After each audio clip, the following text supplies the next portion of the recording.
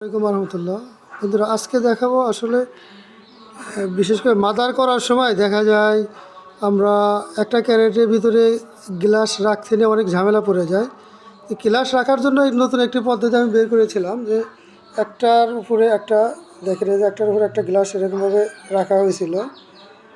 অনেকেই বলে থাকে যে এটাতে দিলে বিটল পোকা পিঁপড়া হওয়ার পরে মারা যায়। দেখেন এই যে ভাঁজ ভাঁজ করে দেওয়া আছে একটার উপর একটা, মানে মাঝখানে দুটার মাঝখানে একটু ফাঁকা ছিল যেন একটার সাথে আর একটার সাথে যেন না লেগে যায়।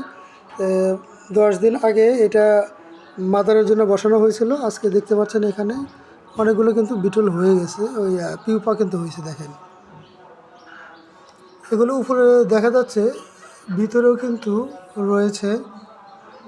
ভিতরে তা দেখবো যে আসলে যেমন এই এই গ্লাসটা দেখি, এখানে দেখেন এই যে পিউপা হয়েছে একটা,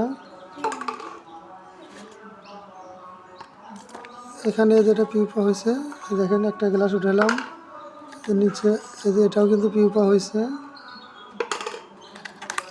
এই যে নিচে আর একটা দেখতেছেন পিউপা হয়েছে।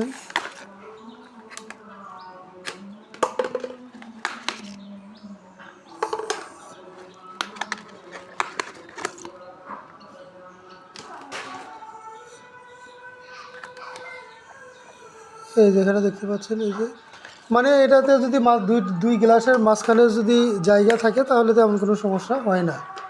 এজন্য মাদার দেওয়ার সময় দুই গ্লাসের মাঝে যেন একটু ফাঁকা থাকে, সেজন্য আপনারা মার্বেল দিতে পারেন, তারপরে পুঁতি আছে এগুলো দিতে পারেন, এগুলো দিলে পরে কোনো সমস্যা হয় না।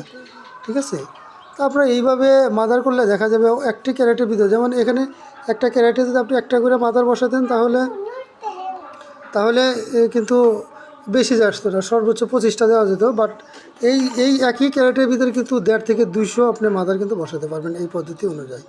সবাই ভালো থাকবেন, সুস্থ থাকবেন। পরবর্তীতে ভিডিও ইনশাল্লাহ শেয়ার করব।